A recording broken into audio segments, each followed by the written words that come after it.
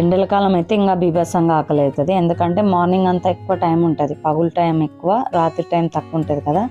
So 7 కావడానికి కూడా చాలా టైం అయినట్టుగా ఉంటుంది.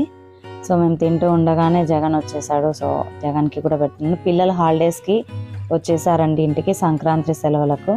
సో నిజంగా సంక్రాంతి చేసినట్టుగానే ఉంది, చాలా హ్యాపీగా పిల్లలు వచ్చేసరికి. ఇంక ఇక్కడ వచ్చేసి శారీస్, చాలా శారీస్ అన్నవి కుచ్చులు వేసాము. అవన్నీ కూడా ఇక్కడ మేము ఇలా తగిలించి పెడతాము.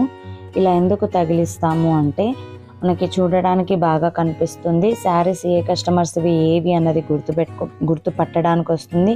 కుచ్చులు నలగకుండా ఉంటాయి.